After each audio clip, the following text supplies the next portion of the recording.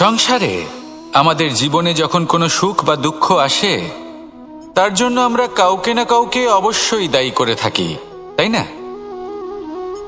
এই ব্যক্তি আমাদের সাথে এরকম কাজ করেছেন, তাই আমার সাথে এমন হলো। ওই ব্যক্তি যদি এমনটা না করতেন, তাহলে আজ আমি ওই স্থানে পৌঁছতে পারতাম। সবই আপনার দৃষ্টিভঙ্গির ওপর নির্ভরশীল, আর যদি আপনার দৃষ্টিভঙ্গি এমন হয়, তাহলে তা অনুচিত। সত্যি কথা বলতে, এই সংসারে ভিন্ন ভিন্ন ধরনের মানুষ আছে। এটা আপনার ওপর নির্ভর করছে কিভাবে তাদের স্বাগত জানাবেন। একবার ভাবুন, আমি আমার দুটো হাত সামনে নিয়ে এলাম, দুটো মুঠো খুলে দিলাম। দুই প্রকারের মানুষ আসবেন, কিছু না কিছু দিয়ে যাবেন।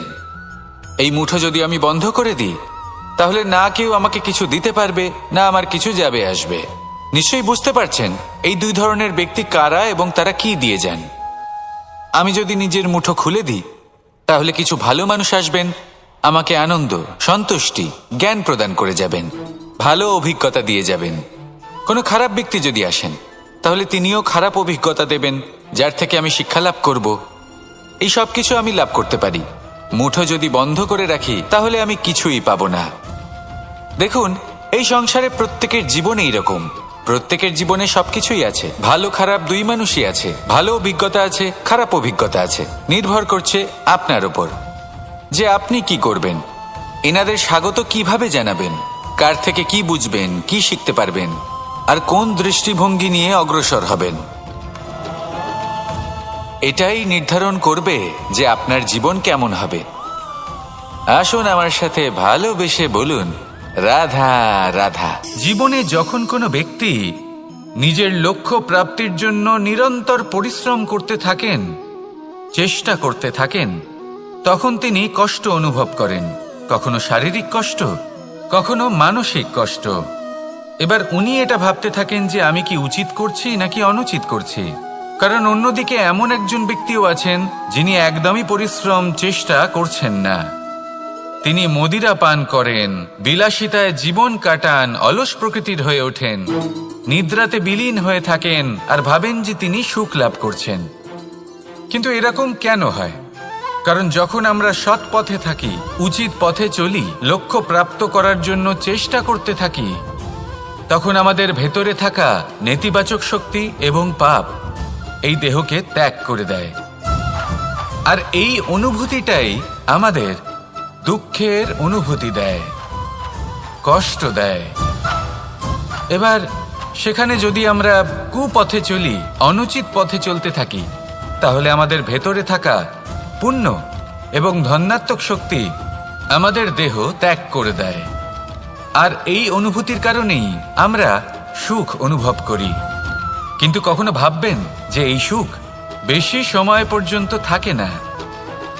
সেই জন্য সবসময় মনে রাখবেন, যদি আপনি জানেন যে এটাই আপনার লক্ষ্য, এটাই উচিত পথ, শুভ পথ, তাতে নিরন্তরভাবে এগিয়ে যেতে চেষ্টা করতে থাকুন। এই কষ্ট আপনাকে সুখের পরাকাষ্ঠায় কখন পৌঁছে দেবে তা আপনি জানতেই পারবেন না। আসুন আমার সাথে ভালোবেসে বলুন, রাধা রাধা। প্রত্যেক মানুষ নিজের জীবনে হীরক তথা হীরে এবং দর্পণ এই দুই দেখেছেন। এই দুই হলো সাদা এবং এরা দুজনেই আলোর প্রতিফলন ঘটায় এবং এরা দুজনেই উজ্জ্বল হয়ে ওঠে। আপনি হয়তো মনে মনে ভাবছেন যে এটা কি ধরনের তুলনা করছি। একটা হীরে তো রত্ন, তার মূল্য দর্পণের থেকে অনেক গুণ বেশি। কিন্তু হীরে থাকাতে দর্পণের মূল্য কিন্তু কোনো অংশে কমে যায় না, তাই না? মানুষ যখন হীরে নিজের হাতে নেয়, তখন সবার আগে কি খোঁজে? দর্পণ, যাতে তার মধ্যে দিয়ে দেখে সে বুঝতে পারে যে সেই হীরে আদৌ তার শোভাবর্ধন করছে কিনা, তাকে ভালো দেখাচ্ছে কিনা, প্রসাধনের জন্য সেটা ব্যবহার করা ঠিক হবে কিনা। অর্থাৎ হীরের উপস্থিতিতে দর্পণের গুরুত্ব কম হলো না। দর্পণের কারণে হীরের মূল্য বোঝা গেল। আমাদের জীবনেও ঠিক এরকমই ঘটে। আপনারা যদি সংসারে নিজের আশেপাশে দেখেন, এমন অনেক মানুষ দেখতে পাবেন যারা নিজেদের ক্ষেত্রে মহান স্থানে পৌঁছেছেন, নিপুণ এবং শ্রেষ্ঠ হয়েছেন। নিজেকে ছোট মনে করবেন না। আসুন আর আমার সাথে ভালোবেসে বলুন, রাধা রাধা। মানুষ জন্মগ্রহণ করে, তার সাথে ভয়েরও জন্ম হয়। ছোটবেলা থেকেই আমাদের মনে কোনো না কোনো প্রকারের ভয় থেকেই যায়। কেউ এই বিষয়ে ভয় পায় যে তার কোনো বস্তু তার থেকে দূরে চলে যাবে। কেউ এই বিষয়ে ভয় পায় যে আমি নিজেকে হারিয়ে ফেলব। কেউ এই ভেবে ভয় পায় যে আমার প্রিয়জনেরা তারা যেন আমার থেকে দূরে না চলে যায়। কেউ এই ভেবে ভয় পায় যে আমরা যেন পথ না হারিয়ে ফেলি, আদি ইত্যাদি। কিন্তু সত্যি কথা বলতে ভেবে দেখুন, এই ভয় বাস্তবে কি? শুধুই একটা মনস্থিতি, আর কিছুই নয়। যা কিছু আপনি জীবনে পেয়েছেন তা একদিন আপনাকে হারাতে হবে। এই জীবন হলো আপনারই, কিন্তু তাও একদিন সমাপ্ত হবে। তাই ভয় পেয়ে কি লাভ? এই ভয় শুধু আপনাকে জীবন যাপন করা থেকে বাধা দিচ্ছে, আর কিচ্ছু নয়। পথ হারিয়ে ফেললেই বুঝতে পারবেন যে নতুন পথ কিভাবে বানাতে হয়। কিছু মানুষকে জীবন থেকে হারালে তবেই আপনি বুঝবেন যে আপনার আপনজনকে। এই ভয়ের কারণে ভীত হয়ে থাকবেন না। এই তারা নক্ষত্র অন্ধকারের অভাবে গুরুত্ব হারায়। শিবকেও মহাদেব হওয়ার জন্য বিষপান করতে হয়েছিল। প্রত্যেক পরিস্থিতি, প্রত্যেক সাফল্য আপনার পরীক্ষা নেবে। তাতে উত্তীর্ণ হওয়া হলো আপনার কর্ম। যখনই আপনি ভয় পাবেন বা সংকটের সম্মুখীন হবেন, তখন সাহসের সাথে তার সম্মুখীন হন। মনে রাখবেন, যে সম্মুখীন হতে জানে সাফল্য তার সাথে সবসময় থাকে। আসুন আর আমার সাথে ভালোবেসে বলুন, রাধা রাধা। এই সংসারে সবথেকে বেশি কোমল বস্তু হলো রেশম। এই রেশম এতটাই কোমল হয় যে এর পুরো একটা থান শুধুমাত্র একটা হাতে ধরা সম্ভব। কখনো ভেবে দেখেছেন এই রেশম কিভাবে হয়? একটি কীট তার লালার দ্বারা উৎপন্ন হয়। এই কীট সেই রেশমকে পাক দিতে থাকে, পাক দিতেই থাকে, আর আস্তে আস্তে তার মধ্যেই জড়িয়ে পড়ে। শেষে ওর এই সুন্দর অমূল্য সৃষ্টি রেশমের এই সুতো তার নির্মাণ কার্য পূর্ণ হয়। কিন্তু তাতেই ও নিজে বন্দী হয়ে যায়। নিজেরই মায়াজালের এই বন্দী গৃহে নিজেই ফেঁসে যায়। এবার এই সুতোকে ব্যবহারযোগ্য করে তোলার জন্য এই কীটগুলিকে এই কবচের সাথেই ফুটন্ত জলে ফেলে দেওয়া হয়। এই সংসারে যদি আমাদের স্বপ্ন এই সংসারের দুঃখ হরণ করার জন্য, এই সংসারে সুখ বিতরণ করার জন্য হয়, তবেই আমাদের প্রগতি সম্ভব। যদি আমাদের এই স্বপ্ন শুধুই আমাদের এবং আমাদের স্বার্থ সিদ্ধির জন্য হয়, তাহলে এই স্বপ্ন আমাদের অন্ধ করে দেবে, আমাদের অন্ধকারের পথে নিয়ে যাবে, আর আমরাও সেই কীটের মতো হয়ে যাব। নিজেদেরই মায়াজালে আমরা নিজেই ফেঁসে যাব, আর শেষে আমরা যদি কিছু লাভ করি তা হবে একাকিত্ব, অন্ধকারময় মৃত্যু। তাই স্বপ্ন অবশ্যই দেখুন, কিন্তু এমনভাবে স্বপ্ন দেখবেন না যে তার এই বন্দিগৃহে আপনি নিজেই ফেঁসে গেলেন। স্বপ্ন দেখুন পরোপকারের, পরমার্থের, সবাইকে উদ্ধারের, অন্ধকারের নয়। তবেই কল্যাণ হবে, আর তবেই এই হৃদয় প্রসন্ন হয়ে বলবে, রাধা রাধা। মানুষ যখন এই সংসারে প্রবেশ করে, অর্থাৎ জন্মগ্রহণ করে, তখন নিশ্চিন্তে থাকে, আনন্দে থাকে। কিন্তু যেইমাত্র তার মধ্যে বোধশক্তি আসে, তখন সে চিন্তা করতে শুরু করে। চিন্তা ভবিষ্যতের, সেই সমস্ত বিষয় নিয়ে চিন্তা করে যা ওর হাতে নেই। তারপর বড় হয়, বিবাহ সম্পন্ন হয়, গৃহস্থ জীবন যাপন করে, তারপর আবার চিন্তায় মগ্ন হয়ে যায়। ভাবে, এই যে আমার পরিবার, আমি কি ঠিকমতো তার খেয়াল রাখতে পারছি? কাল যখন আমি এই সংসার থেকে চলে যাব, তখন আমার এই পরিবারের দেখাশোনা কে করবে? শেষ পর্যন্ত এই পরিবার তো আমারই উত্তরদায়িত্ব। যাক, আপনাকে একটা প্রশ্ন করি। এই সংসারে আসার পূর্বে আপনি কি এই প্রশ্ন করেছিলেন, এটা ভেবেছিলেন যে আমাকে ছাড়া এই সংসার কিভাবে চলবে? করেননি, তাই তো? তাই আপনার এটা নিয়ে দুশ্চিন্তা করার প্রয়োজন নেই যে আপনি যখন এই সংসার ত্যাগ করে চলে যাবেন তখন কি হবে।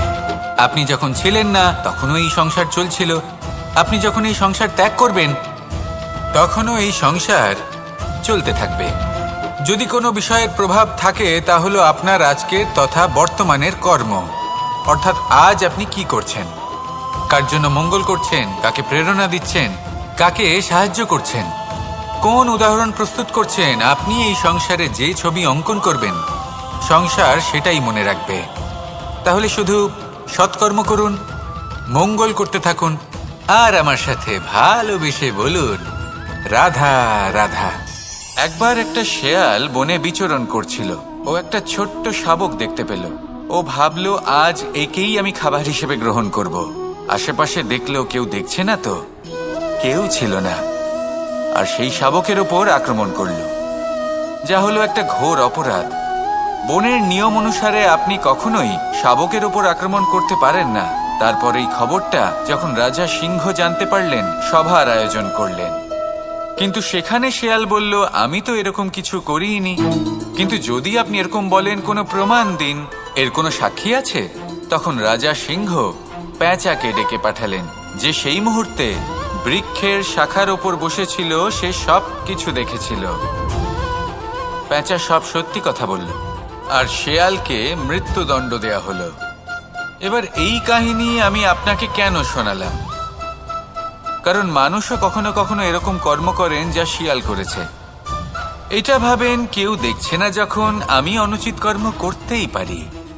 কিন্তু না, আপনি যাই করুন না কেন, কেউ না কেউ অবশ্যই তা দেখছে। কোনো ব্যক্তি না হলেও কোনো প্রাণী, না হলে কোনো যক্ষ বা দেব বা প্রেত। যদি এনারা কেউ না দেখেন, তাহলে ধরিত্রী মাতা দেখেন, যেখানে দাঁড়িয়ে আপনি সেই কর্ম করছেন, তাই না? তাই একটা কথা সবসময় মনে রাখবেন, কে দেখছেন কে দেখছেন না সেই বিষয়ে ভাবা ছেড়ে দিন। এটা খুব সহজ কথা। আপনি যদি উচিত কর্ম করেন, উচিত ফল পাবেন। যদি অনুচিত কর্ম করেন, তাহলে আপনি অনুচিত ফল অবশ্যই পাবেন। সেই জন্য উচিত পথে চলতে থাকুন, উচিত কর্ম করতে থাকুন, আর আমার সাথে ভালোবেসে বলুন, রাধা রাধা। সুখ, দুঃখ এবং শক্তি, এই তিন হলো এই সংসারের ত্রিদেবের মতো। আমাদের জীবনে যা কিছু ঘটছে, এই তিনটির ভিত্তির উপরেই হচ্ছে। আসলে এই সংসারের একটা নিয়ম আছে। যখনই আপনি কিছু লাভ করেন, এই সংসার আপনার পরীক্ষা নেয়। এটা জানার জন্য আপনার পরীক্ষা নেয় যে আপনি যা কিছুই লাভ করেছেন, আপনি কি আদৌ সেটার যোগ্য কি না। ঠিক সেইভাবেই এই সুখ, দুঃখ এবং শক্তি আপনার পরীক্ষা নিয়ে থাকে। যখন সুখ আসে, তখন সে আপনার পরীক্ষা নেয় যে আপনার মধ্যে অহংবোধ জাগ্রত হয়নি তো। যদি অহংবোধ চলে আসে, তাহলে সুখ সেখানেই সঙ্গ ত্যাগ করে। দুঃখ আপনার ধৈর্যের পরীক্ষা নিতে থাকে, আর যদি আপনার মধ্যে ধৈর্য না থাকে, তাহলে এটা আপনাকে আরো বেশি দুঃখের গভীর অন্ধকারে ঠেলে দেবে। সেখানে শক্তি পরীক্ষা নেয় আপনার বিনম্রতার। যদি আপনি বিনম্র না হন, তাহলে হয় এই শক্তি আপনার সঙ্গ ত্যাগ করবে, নয় এই শক্তি বিনম্রতার অভাবে আপনার পতনের কারণ হতে পারে। এই সংসারে যে কোনো ব্যক্তি যিনি এই পরীক্ষায় উত্তীর্ণ হয়ে থাকেন, এই জীবনে তিনি সাফল্য লাভ করেন।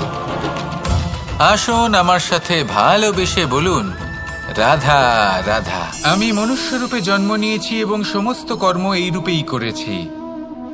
কিন্তু আশ্চর্যের বিষয় হলো যে আজও মানুষ আসেন এবং হাত জোড় করে প্রার্থনা করেন যেন আমি ওনাদের সহায়তা করি। আপনাদের একটা কথা বলতে চাই, আমি সকলকে সাহায্য করতে পারবো না, কিন্তু আমি শিক্ষা অবশ্যই দিতে পারবো, জ্ঞান প্রদান করতে পারবো। এমন কিছু জ্ঞান যার ভিত্তিতে মানুষ যা চাইবেন তাই লাভ করতে পারবেন, যদি সঠিক কর্ম করতে থাকেন। যখন কংসের অসুররা গোকুলে ধ্বংসলীলা চালাচ্ছিলেন, তখন আমি কারোর থেকে সাহায্য চাইনি। আপনি অবশ্যই লাভ করবেন।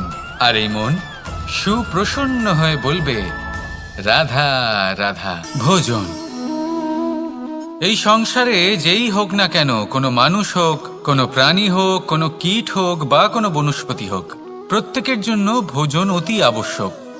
কারণ ভোজন থেকেই শক্তি পাওয়া যায়, আর সেই শক্তি দিয়েই সংসারের, আমাদের জীবনের সমস্ত কার্য করা যায়। এবার এমন এক ধরনের শক্তি হয় যা শীতের ঋতুতে সূর্য থেকে আমরা পেয়ে থাকি, আর আরেক ধরনের উত্তাপ হয় যা দিয়ে ভোজন রান্না করা হয়, সুস্বাদু নানান ধরনের ভোজন। এবার অত্যন্ত গুরুত্বপূর্ণ হলো যে ব্যক্তি সেই ভোজন বানাচ্ছেন তার মানসিক পরিস্থিতি এবং সেই ব্যক্তি যিনি ভোজন গ্রহণ করছেন তার মানসিক অবস্থা। যখনই আপনি ভোজন বানাচ্ছেন তখন ভালোবাসার সাথে কাজটা করুন, ধন্যাত্মক ভাব নিয়ে, সৎ ভাবনার সাথে, কারণ আপনার এই মানসিক স্থিতি শক্তির আকারে সেই খাদ্যের সাথে মিলেমিশে যায়। আর যখনই আপনি ভোজন গ্রহণ করছেন তখন সদ্ভাবনার সাথে, প্রসন্নতার সাথে গ্রহণ করুন, ধন্যাত্মক ভাব নিয়ে। যদি আপনি প্রসন্নতার সাথে রান্না করেন, প্রসন্নতার সাথে খাদ্য গ্রহণ করেন, তাহলে আপনি প্রসন্নই থাকবেন, আর মন সুপ্রসন্ন হয়েই বলবে রাধা রাধা। দীপাবলি আমাদের সবথেকে বড় উৎসব। শ্রীরাম রাবণকে পরাস্ত করে 14 বছরের বনবাস কাটিয়ে আবার অযোধ্যায় ফিরে এলেন অমাবস্যার রাত্রে। অযোধ্যায় সবাই খুব প্রসন্ন ছিলেন, খুবই উৎসাহিত ছিলেন। অযোধ্যায় সহস্র প্রদীপ প্রজ্বলিত করা হয়েছিল এই উৎসবে। একে আমরা দীপাবলি বলে থাকি। এবার এই বিষয়ে আমরা সকলে জানি। আপনি কি এটা জানেন যে শ্রীরাম বাস্তবে অমাবস্যার এক রাত আগেই অযোধ্যায় পৌঁছে গেছিলেন? সবার সামনে অমাবস্যার রাতে এসেছিলেন। এর কারণ কি? শ্রীরাম প্রমাণ করতে চেয়েছিলেন যে যে কোনো সময়, দিন হোক বা রাত, শুভ বা অশুভ হয় না। শুভ অশুভ কিছু থাকলে তা হলো মানুষের চিন্তা, তার ভাবনা, তার নির্বাচন আর তার কর্ম। নিজেই দেখে নিন। শ্রীরাম শুভ কাজ পরিবারের সাথে দীপাবলি পালন করুন, আপনাদের শুভেচ্ছা জানাই। আসুন আর আমার সাথে ভালোবেসে বলুন রাধা রাধা। এই শুকনো পাতাটিকে দেখুন, নিষ্প্রাণ হয়ে পড়েছে। কোনো একটা সময় এই পাতাটি একটা গাছের ডালে ছিল। সেই গাছ ওর লালন পালন করত। যখন যখন বাতাস বইত, এই পাতায় কম্পন দেখা দিত, মনকে প্রফুল্ল করে তুলত। কোনো একদিন এই পাতা গাছের ডাল থেকে ঝরে পড়ে গেল। নিঃসন্দেহে ও নিজের স্বাধীনতা পেল, কিন্তু আস্তে আস্তে শুকিয়ে গেল, নিষ্প্রাণ হয়ে গেল। দেখুন, আমি এই কথা বলছি না যে স্বাধীনতা অনুচিত, কখনোই না। কিন্তু যে কোনো পরিস্থিতিতে স্বাধীন হতে চাওয়া এটা নিশ্চিতরূপে অনুচিত। আমরা যদি আমাদের জীবনে পরিবারের গুরুত্ব ভেবে দেখি, তাহলে এই পরিবারে যতই মতভেদ থাকুক না কেন, যতই মনোমালিন্য থাকুক না কেন, যতই বিবাদ থাকুক না কেন, এই সব মিটিয়ে নেওয়া অত্যন্ত প্রয়োজনীয়। সেই সব কিছু সমাপ্ত করা অত্যন্ত প্রয়োজনীয়। কখনো এই পরিবারকে ভাঙতে দেবেন না, কখনো এই পরিবার থেকে দূরে চলে যাবেন না। এই পরিবার হলো আমাদের জীবনের একটা অমূল্য সম্পদ, অমূল্য এক আশ্রয়, যা এই সংসারে হয়তো কোথাও আপনি পাবেন না। তাই একে আগলে রাখুন। ভেবে নিন আপনি পাতা আর আপনার পরিবার সেই গাছ। আসুন আমার সাথে ভালোবেসে বলুন রাধা রাধা।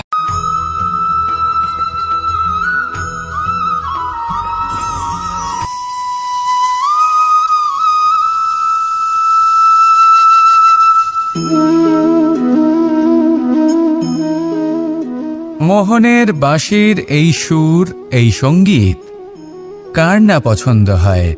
সবারই খুব ভালো লাগে। এবার এই সুর আসে কোথা থেকে? কেউ বলবেন কৃষ্ণের হৃদয় থেকে। সত্য কথা, এই সুর হৃদয় থেকে নির্গত হয় এবং প্রকট হয় এই বাঁশি থেকে। এই বাঁশিটাকে দেখুন, এই ছিদ্রগুলি দেখুন। প্রত্যেকটা সুর থেকে নিজস্ব একটা স্বর নির্গত হয়।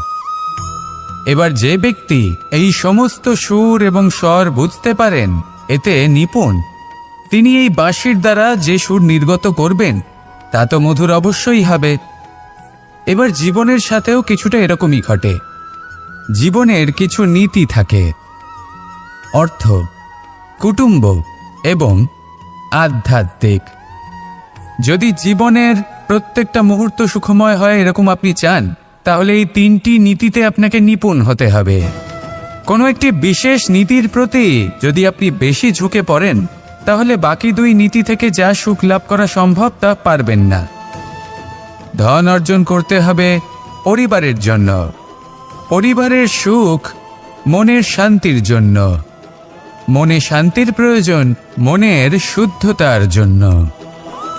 যখন এই মন শুদ্ধ হবে, জীবন শুদ্ধ হবে, পবিত্র হবে, সুন্দর হবে এবং ভালোবেসে বলবে, রাধা রাধা। আমি রথে যাত্রা করি, তাতে বারবার পথে থামি আর দেখি যে আমি অনুচিত দিকে যাচ্ছি না তো, আমি উচিত পথেই যাচ্ছি তো। কারণটা কি?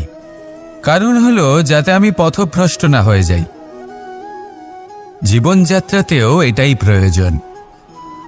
জীবনযাত্রায় ভোগবিলাসের পথে হারিয়ে যাওয়া খুব সহজ। বারবার থেমে আপনাকে দেখতে হবে, নিজেকে কিছু প্রশ্ন করতে হবে। আমি কি আজ সেই কর্মই করছি যেটা আমি করতে চেয়েছিলাম? আমি কি আজ সেই জীবন যাপন করছি যেমন আমি যাপন করতে চেয়েছিলাম? যদি এই প্রশ্নগুলোর উত্তর হ্যাঁ হয়, তাহলে এগোতে থাকুন, নয়তো থেমে যান এবং বিচরণ করুন। মনে রাখবেন, এই সংসার অত্যন্ত জটিল আর এতে হারিয়ে যাওয়া অত্যন্ত সরল। সেই জন্য নিজে থেকে বারবার থামা এবং জীবন চিন্তন করা অত্যন্ত আবশ্যক। তাহলে সেটাই করুন আর আমার সাথে ভালোবেসে বলুন, রাধা রাধা। আমরা যখনই কোনো যাত্রায় যাব বলে মনে করি, তখনই আমরা প্রস্তুত থাকি আসন্ন বিপদের জন্য বা সংকটের জন্য। যেমন যদি আমাদের মনে হয় যে আজকের পরিবেশ খুব ঠান্ডা হবে, তাহলে আমরা গরম বস্ত্র ধারণ করি বা সেটাকে সাথে নিয়ে যাই। যদি মনে হয় যে বৃষ্টি হতে পারে বা বৃষ্টি হয়ে চলেছে, আমরা দেখছি, তাহলে আমরা একটা ছাতা সাথে নিয়ে নিই। আমরা প্রস্তুত থাকতে চাই এবং এটাই উচিত, এবং সেই কারণেই আমরা যাত্রায় সাফল্য লাভ করি। কিন্তু যদি আমরা কথা বলি জীবনযাত্রা নিয়ে, যা কিনা সব থেকে বেশি গুরুত্বপূর্ণ, তাহলে তার জন্য আমরা পূর্ণরূপে প্রস্তুত থাকি না। আশেপাশের মানুষ, এই সমাজ, আমাদের সাথী, আমাদের মিত্ররা যে কোনো মুহূর্তে বদলে যেতে পারেন। সেই জন্য আমরা নিজেদেরকে কখনো সাবধান করি না, কখনোই নিজেদের প্রস্তুত করি না। আমাদের এটা কখনোই মনে হয় না যে এরকম হতে পারে, আর সেই কারণেই শেষে গিয়ে আমরা অত্যন্ত দুঃখ পাই। একটা অমূল্য শিক্ষা আছে যেটা আমাদের লাভ করা উচিত, সতর্ক থাকা উচিত। এই জীবনযাত্রার জন্য শুধুমাত্র এই পরিবেশের বিষয়ে তথ্য সংগ্রহ করা বা তাকে অনুমান করা, এটুকু হলেই চলবে না। আমাদের আশেপাশের মানুষজনকে দেখতে হবে, তাদের স্বভাব পরিস্থিতির ওপর নজর রাখতে হবে।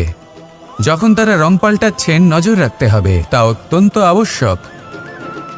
পরিবর্তন আপনার জীবনে অবশ্যম্ভাবী, সঠিকভাবে তার সম্মুখীন হন। আসুন আমার সাথে ভালোবেসে বলুন, রাধা রাধা।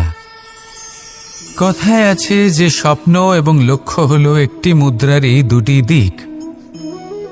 যতক্ষণ না স্বপ্ন দেখছেন, ততক্ষণ বুঝবেন কি করে আপনার লক্ষ্য কি? স্বপ্ন দেখে যদি নিজের লক্ষ্য বুঝতে পারেন, সেটা পেতে চান, তবেই সেটা লাভ করতে পারবেন। কিন্তু স্বপ্ন এবং লক্ষ্য, এই দুইয়ের মধ্যে একটা ভারসাম্য রয়েছে যেটা বজায় রাখা প্রয়োজনীয়। একে আমরা বলে থাকি পরিশ্রম। দেখুন, যদি আপনি স্বপ্ন দেখতে চান, তাহলে পরিশ্রম ত্যাগ করে নিদ্রা লাভ প্রয়োজন। কিন্তু যদি আপনি লক্ষ্য লাভ করতে চান, তাহলে আপনাকে নিদ্রা ত্যাগ করে পরিশ্রম করতে হবে। তাই আলস্য ত্যাগ করুন এবং সিদ্ধান্ত নিন যে আপনি কি চান। আপনার জীবনের এই তুলাদণ্ডে স্বপ্নের পাল্লা ভারী হওয়া প্রয়োজন নাকি লক্ষ্যের?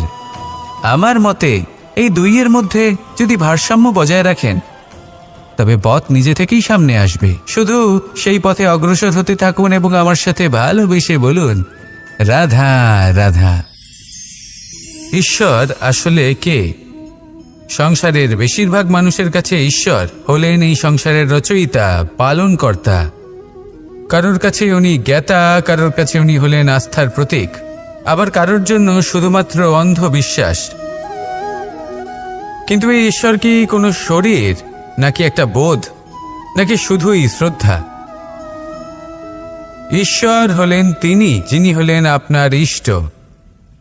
সেই জন্যই তো গুরু, মাতা, পিতা এনাদেরও ঈশ্বরই বলা হয়েছে। যাদেরকে আমরা ঈশ্বর বলে মনে করি, যারা আমাদের ইষ্ট, তারা আমাদের একটি পথ দেখান, একটি দিকে চালিত করেন। সেই পথে চলে আপনি শুভ কর্ম করতে পারেন। আর যখন কোনো ব্যক্তি তার ঈশ্বরের আদেশ পালন করেন, তখন সে নিজে থেকেই শুভ পথে অগ্রসর হয়ে যান।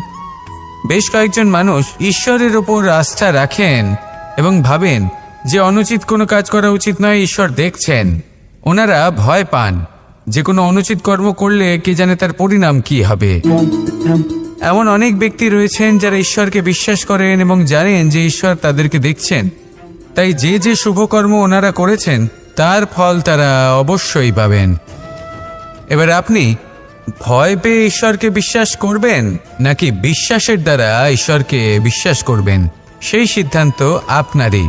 কিন্তু হ্যাঁ, যদি আপনার মনে ঈশ্বরের জন্য কোনো স্থান থাকে, যদি আপনার কোনো ইষ্ট থাকেন, যদি আপনি কাউকে ঈশ্বর মনে করেন, যার প্রত্যেক আদেশ আপনি পালন করে থাকেন, তাহলে বলি ঈশ্বর কখনো আপনাকে অনুচিত পথে চালিত করবেন না। আসুন আমার সাথে ভালোবেসে বলুন, রাধা রাধা। আপনারা সবাই একটা গাছের পাতাকে দেখুন। যতক্ষণ পর্যন্ত গাছের সাথে, মানে গাছের ডালের সাথে জুড়ে থাকে, সে সবুজ থাকে, বাতাসের সাথে সে নড়তে থাকে। যতক্ষণ পর্যন্ত ও সূর্য থেকে পাওয়া রশ্মির শক্তি গাছে পৌঁছে দেয়, ততক্ষণ ও ডালের সাথে যুক্ত থাকে। কিন্তু যখন সেই পাতা শুকিয়ে যায়, তখন তার কোনো গুরুত্ব থাকে না। সেই পাতা গাছের ডালে এবং বৃক্ষের কাছে বোঝা হয়ে থেকে যায়। এবং এমন এক সময় আসে যখন সেই ডালটি শুকনো সেই পাতাকে পরিত্যাগ করে। এটাই আমরা এই প্রকৃতিতে দেখি এবং এটাই হলো সত্য। আর এটাই আমাদের জীবনে খুব বড় একটা শিক্ষা। যদি আপনিও নিজের জীবনে নিজের আপনজনদের কাছে বোঝা স্বরূপ হয়ে দাঁড়ান, তাহলে তারা আপনাকে যতই ভালোবাসুক না কেন, ওনারা যদি নাও চান, তাহলেও এমন এক দিন আসবে যখন আপনার আপনজন আপনাকে পরিত্যাগ করবে। সেই জন্য সবসময় আত্মনির্ভর হয়ে ওঠার চেষ্টা করুন। নিরন্তর পরিশ্রম করতে থাকুন, কারোর উপর বোঝা হয়ে থাকবেন না, বরং তার সাথে মিলে দায়িত্ব পালন করুন। এমনটা করবেন, তাহলে আপনার সম্মানও বজায় থাকবে এবং সম্পর্কের মধ্যে আপনার মূল্যও বজায় থাকবে। আসুন আর আমার সাথে ভালোবেসে বলুন, রাধা রাধা। প্রেম 2.5 অক্ষর, মাত্র 2.5 অক্ষরের এই শব্দ প্রেম, এর মধ্যে ত্রিলোকের এবং সমগ্র ব্রহ্মাণ্ডের বীজ নিহিত আছে।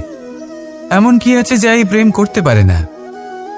যেখানে শক্তি এবং বিদ্যা প্রয়োগ করে আপনি কিছুই করতে পারবেন না, সেটাও প্রেম দ্বারা অর্জন করা সম্ভব। প্রেম চাইলে পাথরেও ফুল ফোটাতে পারে। প্রেম চাইলে ন্যাড়া পাহাড়ের বুক চিরে নদীপথ তৈরি করতে পারে। চাইলে নিরক্ষর ব্যক্তিকে সংসারের শ্রেষ্ঠ জ্ঞানী করে তুলতে পারে। শুধুমাত্র এই প্রেমের জন্য সবার দুষ্টু কানাই ঘনশ্যাম হয়ে উঠেছিল। শুধুমাত্র এই প্রেমের টানেই ত্রিলোকের স্বামী দ্বারকাধীশ নির্ধন সুদামার পদসেবাও করেছিলেন। এই প্রেম হলো সংসারের সবথেকে বড় শক্তি। এই সংসারের আধার হলো প্রেম। এমন কিচ্ছু নেই যা এই প্রেমের পক্ষে সম্ভব নয়।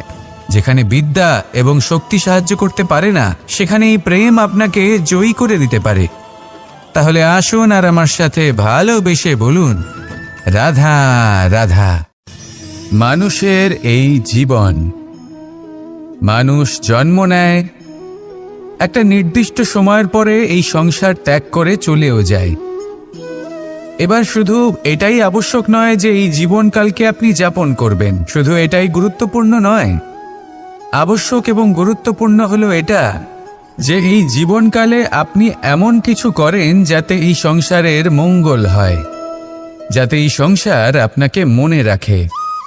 আপনার থেকে প্রেরিত হয়, আপনার মতো হতে চায়, প্রত্যেক বছর আপনার জন্মতিথির অপেক্ষা করে, এমনভাবে আপনার জন্মদিন পালন করে যাতে সেটা মহোৎসবের আকার ধারণ করে।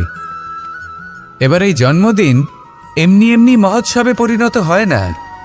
তখন হয় না যখন কোনো ব্যক্তি রাজার রূপে বা কোনো গোয়ালার রূপে জন্মগ্রহণ করে। তখন পরিণত হয় যখন একজন মানুষ জন্মগ্রহণের পরে এই সংসারকে কোনো শিক্ষা দিয়ে যান। কিভাবে একজন মানুষ গোয়ালা থেকে রাজা হতে পারে, কিভাবে একজন মানুষ অসত্য থেকে সত্যের পথে চলতে শুরু করেন, অধর্ম থেকে ধর্মের পথে চালিত হতে পারেন, কিভাবে অন্ধকার থেকে প্রকাশের দিকে যেতে পারেন, কিভাবে নিজের আত্মাকে পরমাত্মার সাথে মিলিত করতে পারেন। তা সে রামনবমী হোক বা জন্মাষ্টমী হোক, তাদের জীবনের সাথে জড়িত প্রত্যেক মুহূর্ত একটা পরবের আকার ধারণ করে। তাহলে আপনিও এইভাবে নিজের জীবন যাপন করতে থাকুন। এই সংসারে শুধু ভালোবাসা বিতরণ করুন, কিছুটা এমনভাবে বিতরণ করুন যাতে আপনি এই সংসার থেকে চলে যাওয়ার পরেও এই সংসারে আপনি শুধুই ভালোবাসা বিতরণ করতে পারেন।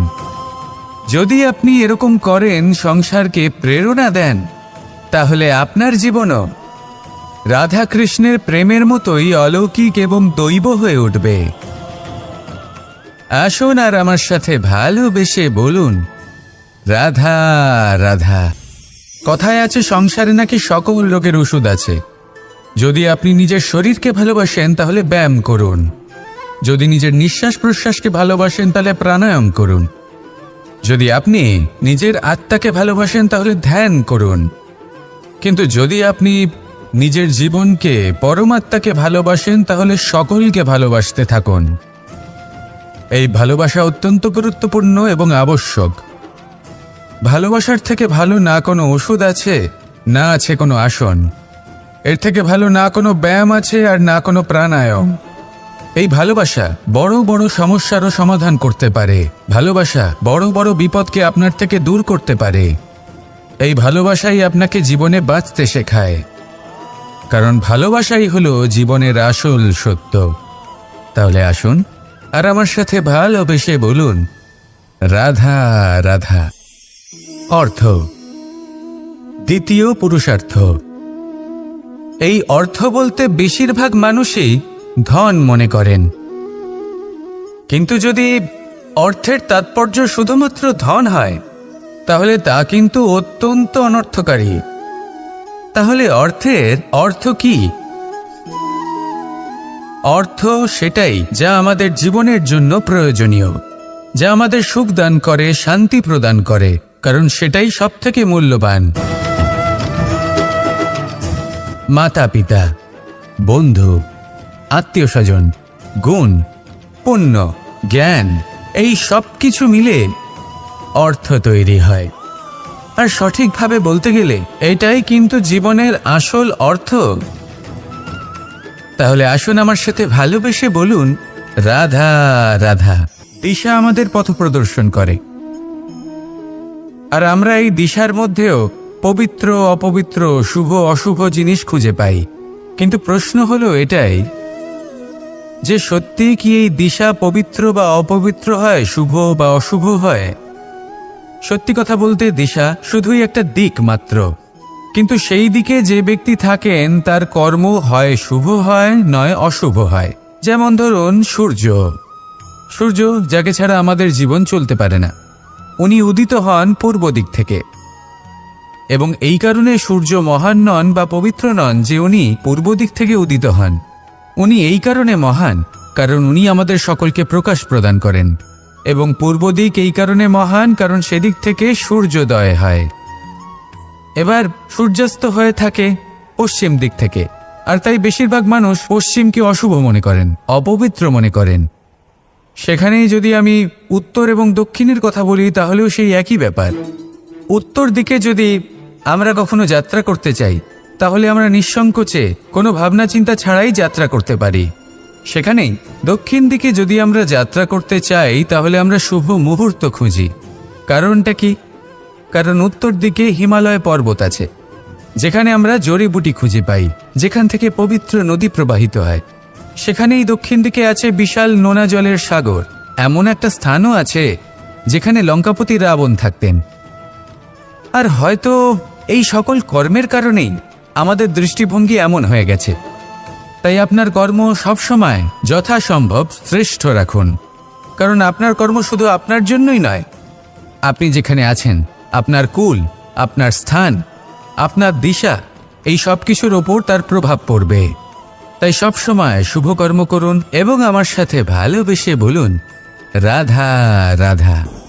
কখনো কোনো বৃক্ষকে দেখেছেন? এই ধরিত্রী থেকে ততটুকুই জল নেয় যতটুকু তার প্রয়োজন। কোনো প্রাণীকে দেখুন, এই প্রকৃতি থেকে ততটুকুই খাবার গ্রহণ করবে যতটুকু তার খিদে রয়েছে। খিদে মিটে গেলে আর খাবে না।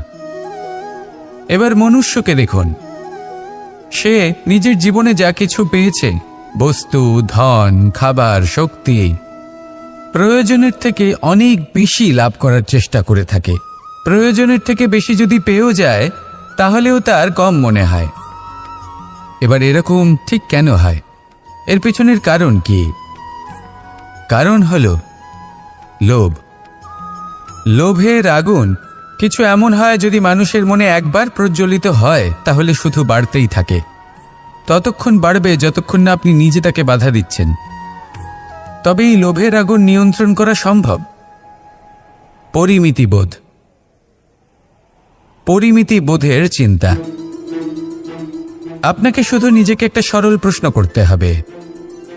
যখনই মনের মধ্যে কোনো বস্তুর প্রতি, শক্তির প্রতি, ধনের প্রতি, ভোজনের প্রতি লোভ বেড়ে যায়, নিজেকে প্রশ্ন করুন, এটা কি আমার কাছে ততটাই প্রয়োজনীয় যতটা একটা বৃক্ষের কাছে জল, যতটা একটা প্রাণীর কাছে ভোজন? এটা কি ততটাই প্রয়োজনীয়? যদি উত্তর না হয় তাহলে নিজেকে সেখানেই বাধা দিন। সেই ভাবনা সেখানেই ত্যাগ করুন, কারণ সেটাই হলো লোভ। ঠিক এইভাবেই প্রয়োজনীয়তার চিন্তা করে আস্তে আস্তে এই মন নির্লোভ হয়ে উঠবে। আর এই মন প্রসন্ন হয়ে বলবে, রাধা রাধা। এ হলো গোলাপ ফুল। একে আমরা সকলেই চিনি। সমগ্র সংসার ভালোবাসে এই পুষ্পকে। এই ফুল দেখতেও সুন্দর। সবথেকে বেশি গুরুত্বপূর্ণ কথা হলো এর সুগন্ধ, যা দূর দূরান্ত থেকে ব্যক্তিদেরকে আকৃষ্ট করে। এই সুন্দর পুষ্প একটু মন দিয়ে দেখলেই দেখা যায় এর নিচে কাঁটা রয়েছে। এই সংসার বলে, এ প্রকৃতির কেমন রচনা, এত কোমল পুষ্প, এটা কি তীক্ষ্ণ কাঁটা সহ প্রস্ফুটিত হয়? এটাই হলো জীবনের সত্য। আমাদের অন্তরের সদ্গুণ, সেগুলিও এই ফুলের মতোই সুন্দর। সংসারের সৌন্দর্য দেখতে পায়, এর সুগন্ধ চতুর্দিকে ছড়িয়ে পড়ে। কিন্তু এই সদ্গুণ জাগ্রত করে তোলার জন্য কঠোর পরিশ্রম করতে হয়, প্রতিনিয়ত চেষ্টা করে যেতে হয়। তাই জন্য যদি আপনি জানেন আপনার পথ উচিত কিন্তু তা কাঁটায় পরিপূর্ণ, তাহলে থামবেন না, চলতে থাকুন। একবার যদি অন্তরের সদ্গুণ জাগ্রত হয় তাহলে এই সংসার এই সৌন্দর্য দেখবে আর সুগন্ধে আকর্ষিত হয়ে আপনার কাছে আসবে। এই মন, এই জীবন প্রসন্ন হয়ে বলবে, রাধা রাধা। জীবন হলো আত্মিক সুখের বিষয়। যখন আপনি কোনো শ্রেষ্ঠ কাজ করেন, আপনার মন আপনাকে বলে দেবে যে আজ আপনি কোনো শুভ কাজ করেছেন। সেটাই হলো আত্মিক সুখ, এটাই হলো জীবন। তাই নিন্দার মাধ্যমে যে দুঃখ জীবনে আসে, বা ফেলে আসা অতীতের জন্য আপনার জীবনে যে দুঃখ আসে, সেগুলো ভাবা বন্ধ করে দিন আর কর্ম করুন, এই বর্তমানের জন্য, আগামী ভবিষ্যতের জন্য। আজ আপনাকে আমি একটা কাহিনী শোনাবো। রাধার সখী ললিতা একদিন প্রসাধন করছিল। ও দর্পণে নিজেকে দেখল, আর তখন ওর প্রসাধন ওর ভালো লাগলো না। ও বারংবার নিজের প্রসাধন বদলাতে থাকলো আর দর্পণের দিকে তাকালো। কখনো ফুল বদলালো, কখনো বস্ত্র বদলালো, কখনো আভূষণ বদলালো। কিন্তু কিছুতেই নিজের প্রসাধন ওর ভালো লাগলো না। ওর মনে হতে লাগলো যেন ওর রূপ ওকে ত্যাগ করেছে। ও এই কথা রাধাকে বলল। রাধা ওই দর্পণের দিকে তাকালো, একটা বস্ত্র নিল আর সেই দর্পণকে স্বচ্ছ করে তুলল। তারপর ললিতা ওই দর্পণের দিকে তাকালো আর ও নিজের উদ্ভাসিত রূপ দেখতে পেল, নিজের সৌন্দর্য দেখতে পেল। তাৎপর্য মালিন্য দর্পণে ছিল, তার রূপে নয়। ঠিক সেইভাবেই এই দর্পণের মতোই হলো আমাদের মন। যদি এতে মালিন্য থাকে তাহলে এই সংসারের সবকিছুই মলিন বলে মনে হবে। আপনি যদি এই সংসারের সৌন্দর্য দেখতে চান, এই সংসারে শুভ কি সেটা জানতে চান, তাহলে নিজের মনকে স্বচ্ছ করে তুলুন। আসুন আমার সাথে ভালোবেসে বলুন, রাধা রাধা। এটা কোনো এক সময়ের ঘটনা। মাটির নিচে ছিল জল আর মাটির ওপর ছিল একটা বৃক্ষ, আর সেই বৃক্ষে ছিল একটা পাতা যা আকাশকে স্পর্শ করত।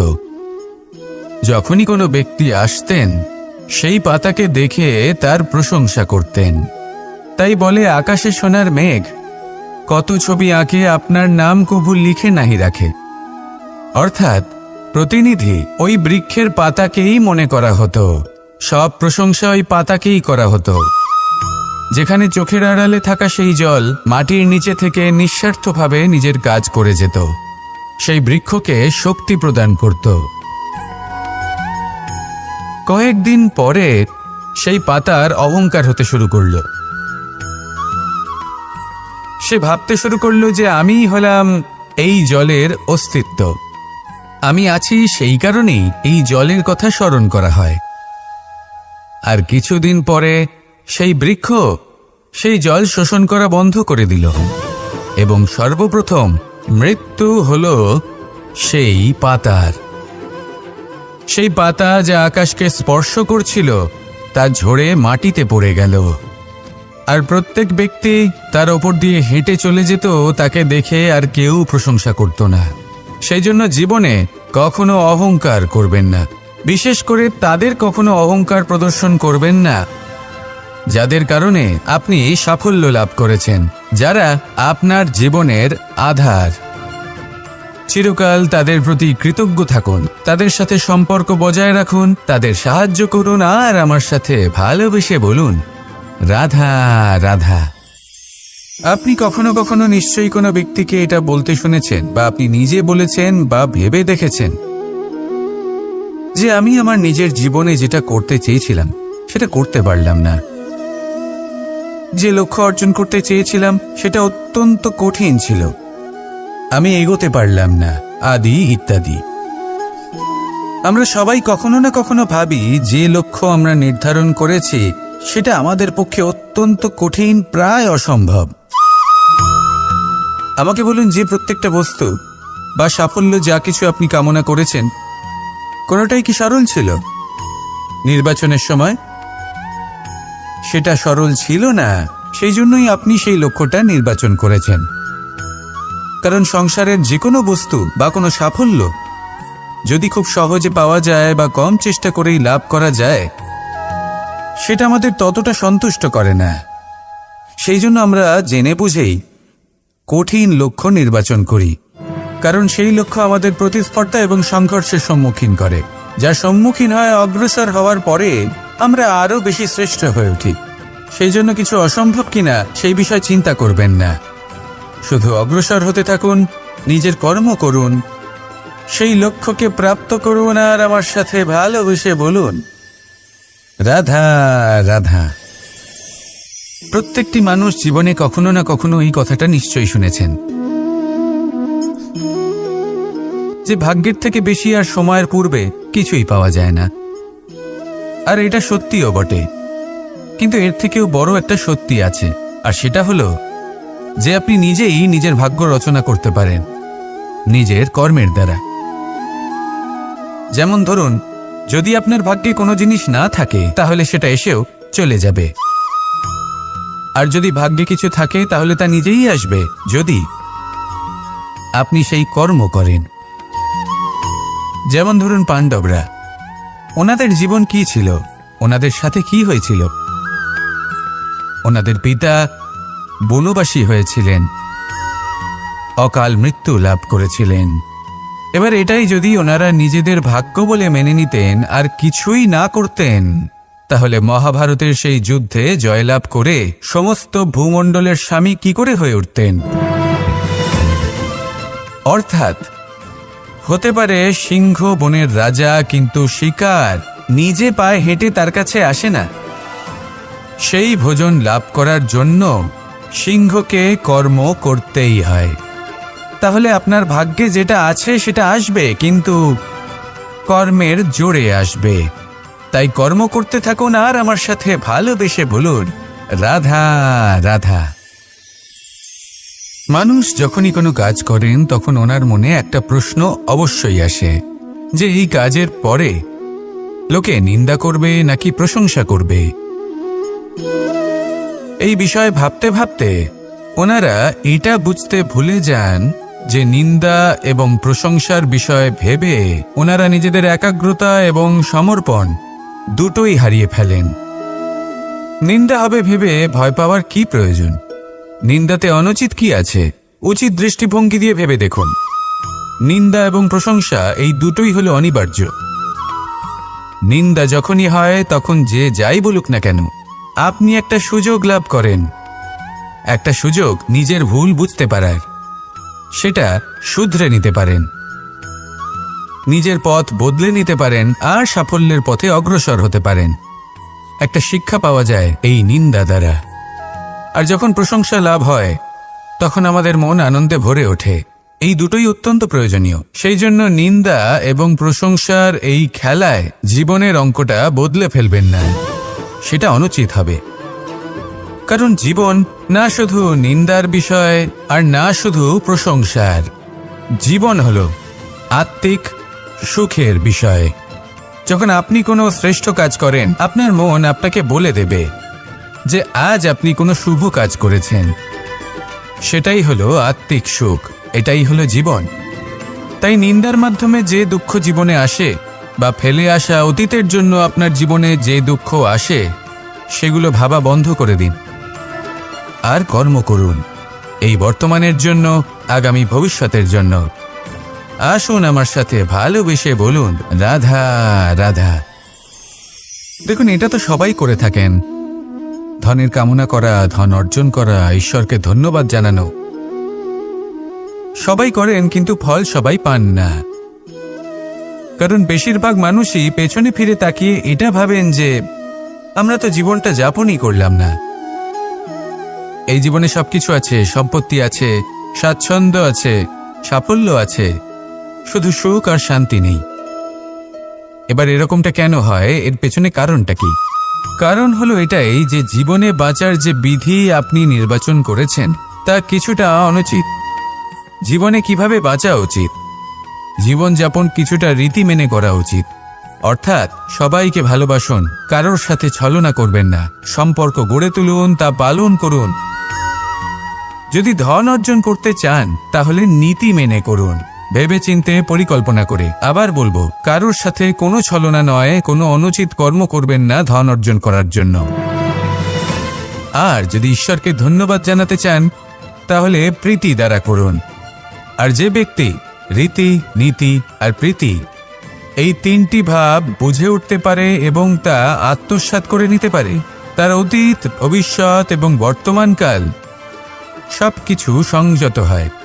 আপনি কিভাবে জীবনযাপন করতে চান, কিভাবে ধন অর্জন করতে চান, ঈশ্বরকে ধন্যবাদ জানাতে চান, নির্বাচন আপনার। আসুন আমার সাথে ভালোবেসে বলুন, রাধা রাধা।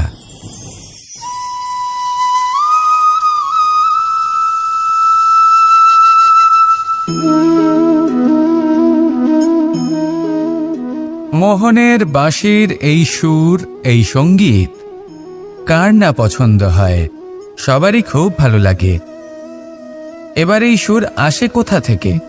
কেউ বলবেন কৃষ্ণের হৃদয় থেকে। সত্য কথা, এই সুর হৃদয় থেকে নির্গত হয় এবং প্রকট হয় এই বাঁশি থেকে। এই বাঁশিটাকে দেখুন, এই ছিদ্রগুলি দেখুন, প্রত্যেকটা সুর থেকে নিজস্ব একটা স্বর নির্গত হয়। এবার যে ব্যক্তি এই সমস্ত সুর এবং স্বর বুঝতে পারেন, এতে নিপুণ, তিনি এই বাঁশির দ্বারা যে সুর নির্গত করবেন তা তো মধুর অবশ্যই হবে। এবার জীবনের সাথেও কিছুটা এরকমই ঘটে। জীবনের কিছু নীতি থাকে, অর্থ, কুটুম্ব এবং আধ্যাত্মিক। যদি জীবনের প্রত্যেকটা মুহূর্ত সুখময় হয় এরকম আপনি চান, তাহলে এই তিনটি নীতিতে আপনাকে নিপুণ হতে হবে। কোনো একটি বিশেষ নীতির প্রতি যদি আপনি বেশি ঝুঁকে পড়েন, তাহলে বাকি দুই নীতি থেকে যা সুখ লাভ করা সম্ভব তা পারবেন না। ধন অর্জন করতে হবে পরিবারের জন্য, পরিবারের সুখ মনের শান্তির জন্য, মনে শান্তির প্রয়োজন মনের শুদ্ধতার জন্য। যখন এই মন শুদ্ধ হবে, জীবন শুদ্ধ হবে, পবিত্র হবে, সুন্দর হবে এবং ভালোবেসে বলবে, রাধা রাধা। আমি রথে যাত্রা করি, তাতে বারবার পথে থামি আর দেখি যে আমি অনুচিত দিকে যাচ্ছি না তো, আমি উচিত পথেই যাচ্ছি তো। কারণটা কি? কারণ হলো যাতে আমি পথভ্রষ্ট না হয়ে যাই। জীবনযাত্রাতেও এটাই প্রয়োজন। জীবনযাত্রায় ভোগবিলাসের পথে হারিয়ে যাওয়া খুব সহজ। বারবার থেমে আপনাকে দেখতে হবে, নিজেকে কিছু প্রশ্ন করতে হবে। আমি কি আজ সেই কর্মই করছি যেটা আমি করতে চেয়েছিলাম? আমি কি আজ সেই জীবন যাপন করছি যেমন আমি যাপন করতে চেয়েছিলাম?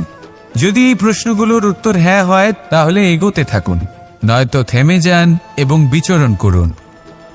মনে রাখবেন, এই সংসার অত্যন্ত জটিল আর এতে হারিয়ে যাওয়া অত্যন্ত সরল। সেই জন্য নিজে থেকে বারবার থামা এবং জীবন চিন্তন করা অত্যন্ত আবশ্যক। তাহলে সেটাই করুন আর আমার সাথে ভালোবেসে বলুন, রাধা রাধা।